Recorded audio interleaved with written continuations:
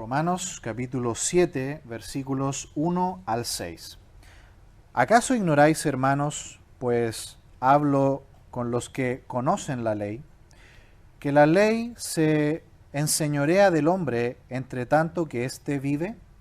Porque la mujer casada está sujeta por la ley al marido mientras éste vive, pero si el marido muere, ella queda libre de la ley del marido. Así que si en vida del marido se uniere a otro varón, será llamada adúltera, pero si su marido muriere, es libre de esa ley, de tal manera que si se uniere a otro marido, no será adúltera.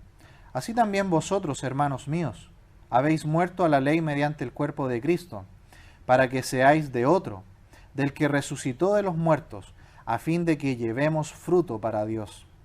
Porque mientras estábamos en la carne, las pasiones pecaminosas que eran por la ley obraban en nuestros miembros llevando fruto para muerte. Pero ahora estamos libres de la ley, por haber muerto para aquella en que estábamos sujetos, de modo que sirvamos bajo el régimen nuevo del Espíritu y no bajo el régimen viejo de la letra. Bien, en esta tarde vamos a ver que el fruto del creyente se debe al Espíritu Santo que vive en él. Ya vamos viendo cómo se desarrolla, ¿no?, el argumento aquí en la epístola a los Romanos. Todo partió diciendo que el ser humano es pecador, está perdido, y a menos de que Dios haga algo, es la única forma de que podamos ser salvos. Luego, Pablo nos explica el concepto de la justificación. La única manera de que el pecador pueda ser perdonado por un Dios santo y justo es que Él nos justifique. Esto significa que Dios aplicó su justicia de condenación a su Hijo. Cargó en su Hijo Jesús todos los pecados de la humanidad y lo puso en la cruz del Calvario. En el momento que su Hijo muere, paga todos nuestros pecados. Y ahora, todo aquel pecador que crea en Él recibe la justicia de su Hijo. Esa es la manera en la cual un Dios santo puede perdonar y salvar a un pecador. No había otra forma. Dios no podía simplemente por decreto decir que nos perdonaba. Alguien tenía que recibir la condenación, alguien tenía que recibir la ira de Dios. Así que para que podamos ser perdonados, Dios primero tiene que satisfacer su ira. Dios tiene que ser justo y su justicia demandaba la muerte del culpable y bajo su ira. El Padre no lo podía mirar en el momento de la crucifixión. ¿Recuerdan que Jesús dijo: Padre, ¿por qué me has desamparado? El Padre no lo desamparó en ese momento porque le dolía ver sufrir a su Hijo. Dios desamparó a su Hijo en ese momento porque cuando lo veía, veía pecado. En ese momento Él estaba llevando el pecado de todos nosotros. Cuando Jesús pidió allá en Getsemaní: pase de mí esta copa, ¿qué es lo que estaba en esa copa? ¿El sufrimiento que Él iba a tener? No era eso. La copa era la ira de Dios. La ira de Dios. Lo que realmente el Señor Jesucristo tenía miedo en el momento de la crucifixión no eran los golpes, no era la cruz, no eran los clavos. Lo que Él tenía miedo en ese momento es que era por llevar el pecado del mundo. En un momento Él iba a perder esa perfecta comunión que Él había tenido con el Padre desde la eternidad. Por un momento el Padre deja de mirar al Hijo, porque no lo puede ver más, porque está cargado de pecado. Y en ese momento toda la ira de Dios el Padre cayó sobre el Hijo. Entonces, Dios el Padre, al haber aplicado toda su ira y su justicia de condenación sobre su Hijo en ese momento, es que Él ahora puede perdonarnos. Porque Él satisfizo toda su ira en otro. Y ahora esa justicia lograda en la cruz por Cristo nos es dada a nosotros como un regalo de gracia por poner nuestra fe en Él. Es por eso que nosotros podemos ser salvos en el día de hoy. Así que Jesús no tenía temor realmente al dolor de la cruz. Si nosotros vamos a la historia, muchos mártires cristianos murieron cantando. Fueron a la muerte cantando y alabando a Dios. Así que ¿cómo Jesús iba a tener miedo él mismo de morir?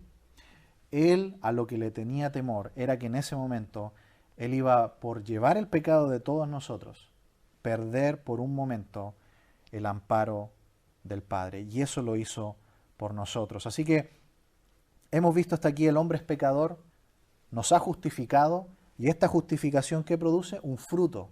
El fruto se llama santificación. Santificación. Dice aquí en el capítulo 6, que lo terminamos hace poco, en el versículo 22, dice: «Mas ahora que habéis sido libertados del pecado y hechos siervos de Dios, tenéis por vuestro fruto la santificación y como fin la vida eterna». ¿Ven la progresión de lo que pasa en la vida espiritual de un creyente? Estábamos perdidos, fuimos justificados, ahora esa justificación produce santificación, produce una vida nueva. Y Pablo está hablando como hombre, dice aquí, es decir, dándonos ejemplos humanos para que nosotros podamos entender. Así lo dice en el verso 19, hablo como humano, dándonos un ejemplo humano. Y vamos a ver en estos versículos, en estos 6 versículos, que el fruto del creyente se debe a algo. No se debe a algo que nosotros hacemos, no se debe a un poder humano nuestro, se debe a que alguien vive dentro de nosotros. Y esa persona es la persona del Espíritu Santo. Así lo termina diciendo el versículo 6. ¿Quién vive dentro de nosotros? El Espíritu. Así que este fruto, esta vida nueva, esta santificación, no se debe a un legalismo, a que nosotros nos esforzamos por cumplir leyes o normas. No, es un resultado natural porque dentro de nosotros vive el Espíritu Santo de Dios que nos guía a toda verdad y toda justicia, que nos guía a la santidad, que nos guía en nuestras decisiones, que toma el control total de nuestra vida. Dice el versículo 1 del capítulo 7, ¿acaso ignoráis, hermanos, pues hablo con los que conocen la ley, que la ley se enseñorea del hombre, entre tanto éste vive? Aquí ya tenemos una pista de que los hermanos que conformaban esta iglesia en Roma son muy posiblemente judíos, porque les dice, hablo a personas que conocen la ley. Recordamos por el libro de Hechos, capítulos 7 y 8, recuerdan que hubo una gran persecución contra los cristianos y muchos salieron dispersados a diferentes lugares. Algunos llegaron a Antioquía, por ejemplo, y allí se formó una iglesia, en la cual después estuvieron Pablo y también su compañero, el hijo de consolación le llamaban. Y en ese lugar fueron llamados los creyentes cristianos por primera vez. Así que se formaron muchas iglesias por esta persecución por motivo de Esteban. Es muy probable entonces que esta iglesia en Roma, porque Pablo aquí no se identifica como el fundador de la iglesia, sino que este grupo simplemente llegó allá y se conformó la iglesia. Es un misterio cómo se conformó este grupo. Es muy probable que haya sido por esta persecución, pero es una iglesia mayoritariamente de personas que conocen la ley.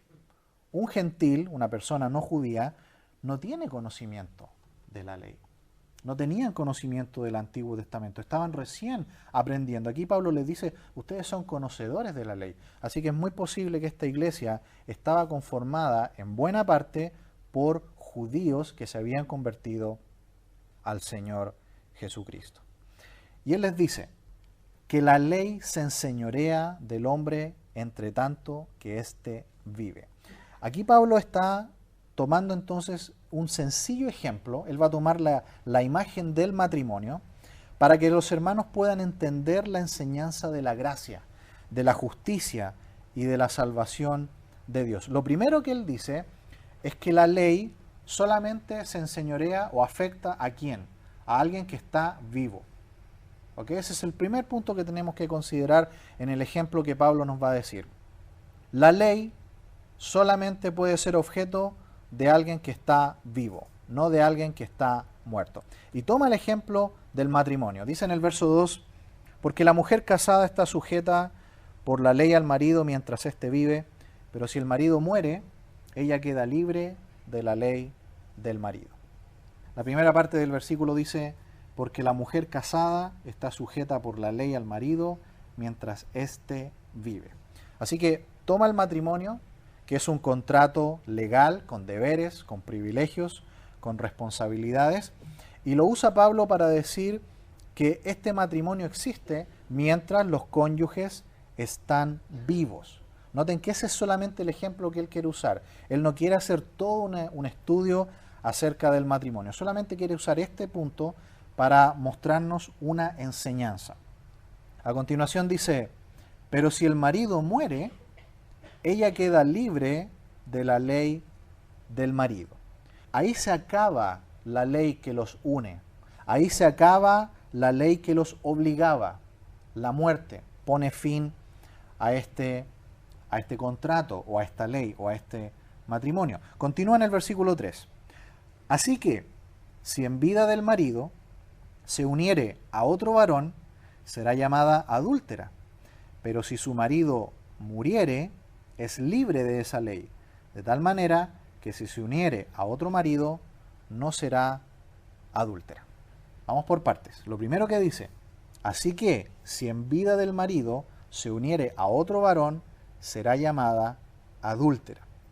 Pablo está diciendo que como hay una ley que la obliga, y ese contrato incluye la vida del cónyuge, no puede unirse a otro varón porque su marido está vivo. Y si lo hace, dice aquí, es adulterio. Muy simple, ¿no? Pero si su marido muriere, es libre de esa ley.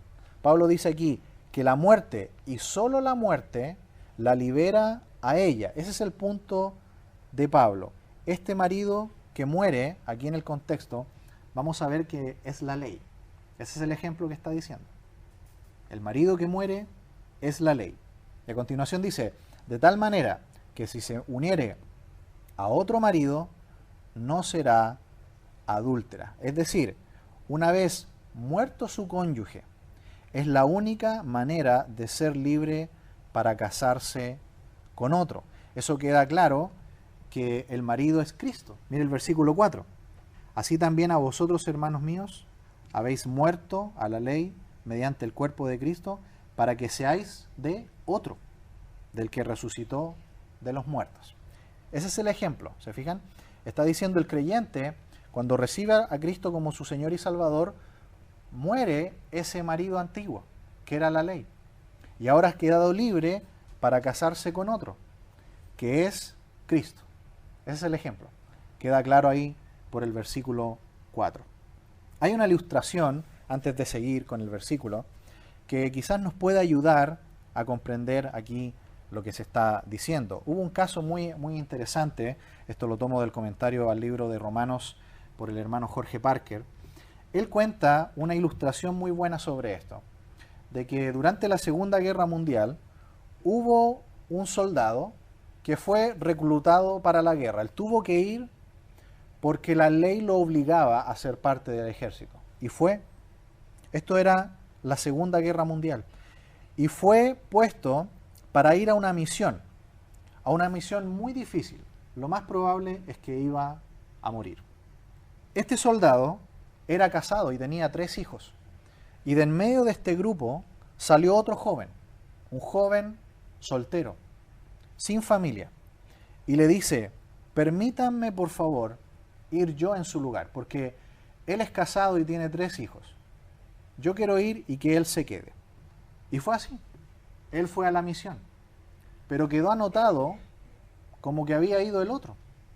El joven se unió a esta misión, era realmente una misión suicida y perdieron la vida en esa misión.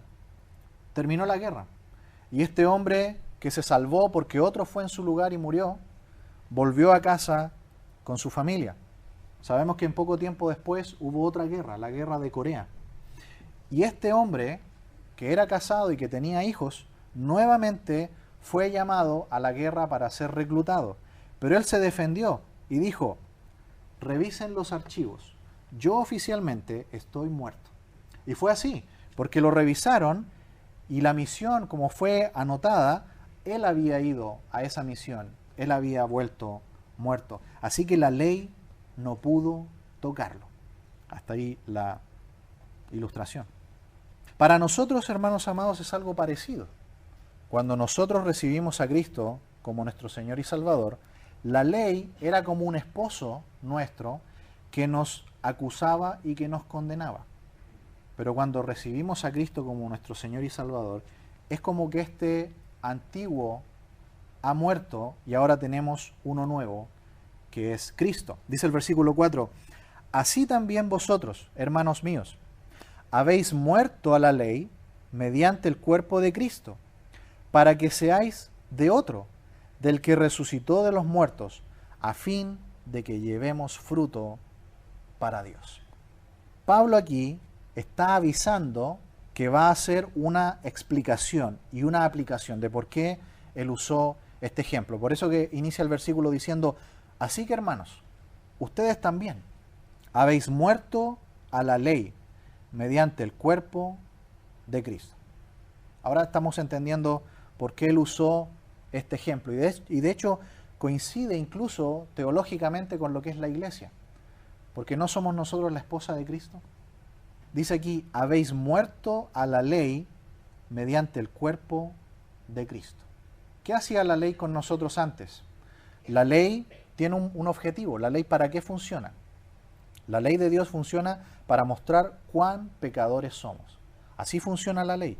Y la ley también será la que va a juzgar a todos los que no hayan creído en Cristo como su Señor y Salvador en el día del juicio.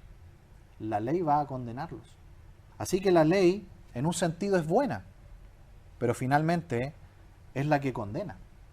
Así que la ley jamás puede ser un medio ni para salvarnos, ni tampoco para santificarnos. Es el punto de Pablo. Pablo dice, no nos movemos por la ley, no nos movemos por una obligación que nos manda de una manera que coacciona nuestra voluntad. Realmente el creyente se mueve de otra manera. Lo que lo impulsa es otra cosa. No es una letra escrita en un papel, es alguien que vive dentro de nosotros, que nos impulsa no con una fuerza que nos mueve coactivamente, más bien es un impulso que nos mueve por gratitud y por amor. Dice aquí, para que seáis de otro, para que seáis de otro. Es decir, la muerte que nos ocurrió a nosotros el día que recibimos a Cristo como nuestro Señor y Salvador, nos liberó para unirnos a un nuevo esposo, que es Cristo. Ya no somos nunca más casados con la ley, sino con Cristo. La ley era nuestro esposo de antes, que nos acusaba, que nos decía, eres pecador, no puedes ir al cielo. Y era la misma ley que nos iba a condenar a muerte eterna si es que no recibíamos a Cristo como nuestro Señor y Salvador. Pero ahora que hemos recibido a Cristo, tenemos un nuevo esposo. Esa es la imagen. Para que seáis de otro, del que resucitó de los muertos. Sin duda este nuevo esposo es Cristo. Él es el que murió y el que resucitó y vive para siempre. ¿Y cuál es el propósito de todo? ¿Cómo termina el versículo 4? Diciendo, a fin de que llevemos fruto para Dios. Es el propósito expresado aquí. Es para llevar fruto. Como en un matrimonio, ¿no? En un matrimonio, la ilustración del fruto son los hijos. El propósito de este nuevo matrimonio, el propósito de esta nueva unión entre nosotros y Cristo es llevar vida, es llevar fruto para Dios. Lo primero que tenemos es vida eterna. Ese es el primer resultado que tenemos de haber recibido a Cristo. Pero no nos quedamos solamente en eso. Hay un segundo fruto. Hay un segundo fruto que son la buena vida nueva que tenemos en Cristo. No solamente vamos a estar en el cielo, eso es seguro, tenemos salvación eterna, sino que ahora andamos en vida nueva. Así dice el versículo 4. A fin de que como Cristo resucitó, capítulo 6, versículo 4, resucitó de los muertos por la gloria del Padre, así también nosotros andemos en vida nueva. Porque la santificación, como pueden ver acá, es fructífera. Es un árbol frondoso, sano, lleno de frutos. Así que debemos preguntarnos en el día de hoy, ¿soy salvo? ¿Cómo lo sé? Una buena pregunta es, ¿estoy dando fruto? ¿Vivo diferente al mundo que no conoce a Dios? ¿Tengo un deseo intenso, interno, de servir a Dios? ¿Tengo un deseo de tener comunión en Cristo y adorar con otros hermanos que tienen mi misma fe? ¿Tengo deseos de ser activo en mi iglesia?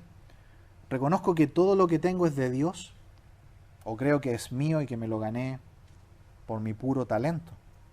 La santificación produce fruto, produce un cambio, fruto para Dios, una transformación de la vida. Nunca más soy igual de lo que era antes. Hoy soy una nueva criatura. Y lo sigue explicando en el versículo 5. Dice, porque mientras estábamos en la carne, las pasiones pecaminosas que eran por la ley, obraban en nuestros miembros llevando fruto para muerte. Porque mientras estábamos en la carne, eso era nuestra vida pasada. Y note por favor el contraste. Antes, cuando no teníamos a Cristo, estábamos en la carne. Pero ahora, ¿cómo estamos? En el versículo 6 dice, en el Espíritu. Antes nuestra vida estaba controlada por el pecado y el pecado controlaba nuestra carne. Todo lo que hacíamos estaba controlado por la carne. Por eso, hermanos amados, que no nos debe sorprender cuando a veces podamos ver personas que incluso manifiestan abiertamente que no creen en Dios, que no conocen a Cristo, pero pueden hacer buenas obras, pueden hacer obras de caridad, pueden ayudar a personas, pueden hacer buenas obras, pero no es una obra aceptable delante de Dios, porque proviene de un corazón no regenerado, proviene de su carne, aunque son buenas obras. Pero ahora que tenemos a Cristo y en el Espíritu, incluso hacer una obra tan sencilla como darle un vaso de agua a alguien, por más pequeño que sea, pero si fue de corazón, si fue con amor y fue con el propósito de glorificar a Dios, esa pequeña obra es superior a la de un incrédulo que regala $1.000.000 a la beneficencia. A Dios no le agrada nada que venga de un corazón no regenerado, por más bueno que sea. La única forma de tener comunión con Dios es a través de Cristo. Y cuando alguien está en Cristo, es nueva criatura, es justificado. Su justificación produce santificación. Y esa santificación produce frutos para Dios. Porque hoy dentro de nosotros ya no está más la carne controlada por el pecado. Hoy vive en nosotros el Espíritu Santo de Dios. Y tenemos un nuevo impulso, un nuevo deseo, una nueva vida. Dice aquí, las pasiones pecaminosas que eran por la ley. ¿Notan que la ley no es buena para la salvación, no es buena para la santidad? El propósito de la ley no es eso. El propósito de la ley es producir y revelar el pecado. Y la gente lucha con eso y no se quiere dar cuenta. Tratan de obedecer a Dios, tratan de ser religiosos y en el fondo constantemente están violando la ley, rompiendo la ley de Dios y pecando. No se dan cuenta que la ley le está diciendo cuán pecador eres. No puedes salvarte por la ley. Por más que te esfuerzas, la rompes. Por más que tratas de obedecer, no puedes. Pero a pesar de eso, hay gente religiosa. Y continúan tratando de ser buenos y tratando de agradar a Dios por sus buenas obras. No funciona así. Sujetarse a leyes para tratar de ser salvo o ser santo es un engaño. Confiar en la ley lo único que produce es la muerte. Hay tantas personas que trataron de ser buenas en su vida y que hoy están en el infierno, porque trataron de salvarse por sus buenas obras. Dice aquí, obraban en nuestros miembros llevando fruto para muerte, dice el versículo 5 al final. ¿Notan el contraste, la contraposición? En el versículo 4 dice que la justificación produce santificación y esta santificación ¿qué trae? Fruto para Dios, una vida nueva. Es innegable. Uno ve a un cristiano y sabe que es cristiano por esto. Si alguien dice que es cristiano y no tiene esto, no puede discutir con la Escritura. No lo es. La santificación produce una vida de fruto para Dios. Pero en contraposición, ¿qué produce? Pasiones pecaminosas, obrando en los miembros para llevar ¿qué cosa? Fruto para muerte.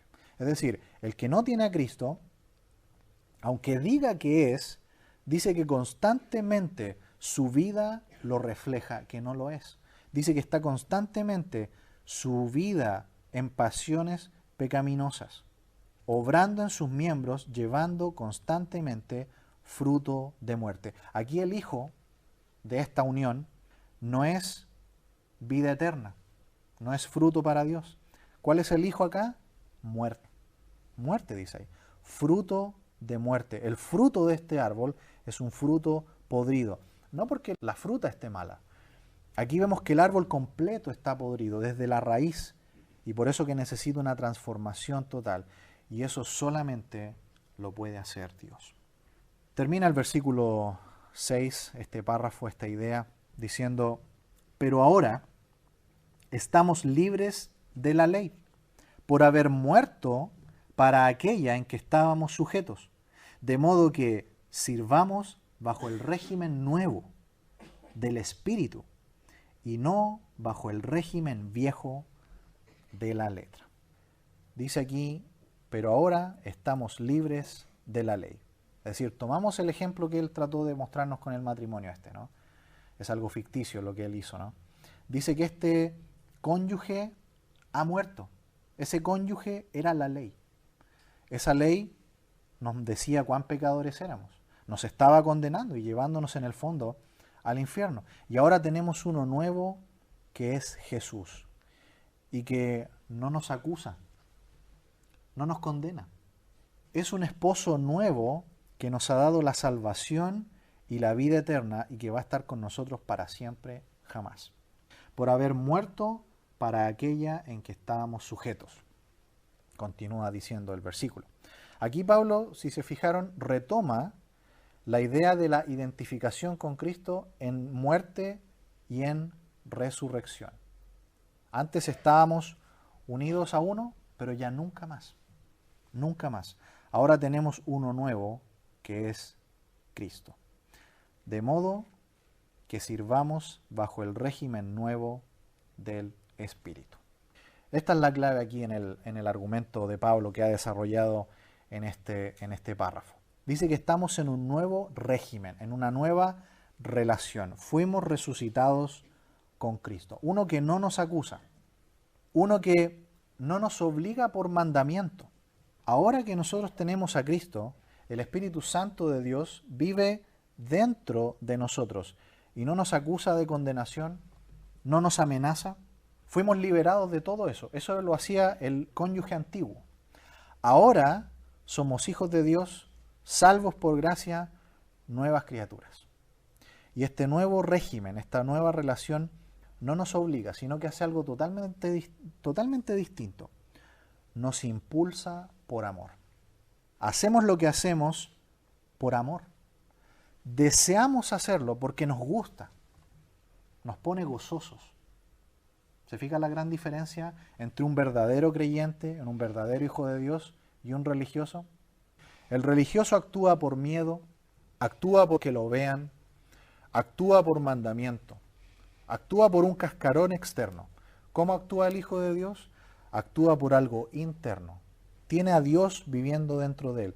Y todo lo que hace, lo hace por amor, lo hace con gratitud, lo hace porque lo pone gozoso. Esa es nuestra gran diferencia. Porque estamos en una relación personal de amor con nuestro Dios. Lo hacemos todo por amor por Él, por gratitud por nuestra salvación y no bajo, como dice la última parte del versículo 6, y no bajo el régimen viejo de la letra. ¿Qué será eso de la letra? La ley, ¿no? La ley escrita, ¿no? La ley que era nuestro acusador de pecado, pero nosotros ya no funcionamos así. Esa ley nosotros no la podíamos cumplir ni antes, ni ahora tampoco podemos cumplirla perfectamente. Pero hubo alguien que sí la cumplió y que al mismo tiempo murió por ella. Esto es muy importante entenderlo. Cuando Jesús muere en la cruz, muere condenado por la ley, puesto que la ley, ¿qué pide del pecador? Su muerte. Jesús murió por la culpabilidad que la ley imponía por el pecado. Pero al mismo tiempo Jesús cumplió toda la ley. No violó ningún punto de la ley. Y esa es la justicia perfecta de Dios. Dios mató, el Padre mató en la cruz a su Hijo, tal como Abraham casi lo hizo con su hijo Isaac, solo que en la cruz no hubo un ángel que descendiera para detener el sacrificio. El cuchillo cayó en la cruz y el hijo fue muerto. En ese momento, la justicia de Dios que pedía la sangre del pecador fue totalmente satisfecho. Esa justicia, hermanos amados, es la que se nos dio a nosotros el día que creímos en Cristo Jesús. La ley que no podíamos cumplir, porque por Jesús está cumplida. La ley que nos condenaba nuestra vida por nuestro pecado, tomó la vida de nuestro Señor Jesucristo. ¿Notan qué maravilloso es el concepto de la justificación? ¿Cómo es que somos justificados? ¿Cómo el Padre nos declara justos no por nuestra conducta, sino que hemos recibido por gracia, por medio de la fe, los méritos de Jesús? Es como un esposo, ya que tenemos aquí la imagen, ¿no? Es como un esposo que protege y está unido a nosotros, su iglesia. Ese es nuestro Salvador y nuestro Señor Jesucristo. Dios nos cubre con los méritos de Jesús, con su justicia, con su conducta, su santidad, su muerte y su resurrección. Por eso somos salvos y aceptos en la presencia del Padre. Por eso que cuando el Padre nos ve a través de su Hijo, y por eso es que somos aceptos en su presencia. Hemos visto entonces, hermanos amados, en esta noche ya, que el fruto del creyente se debe al Espíritu Santo que vive en él. Estamos ahora en una nueva relación. Pablo usa ahí un término diferente, un nuevo régimen. ¿Por qué soy un hijo de Dios? ¿Por qué me puedo dar cuenta de eso? Porque se produjo un cambio, se produjo una transformación. Tengo un nuevo deseo interior que me guía a lo que agrada a Dios y que me mueve de lo que no agrada a Dios, que me lleva a dar fruto para Dios.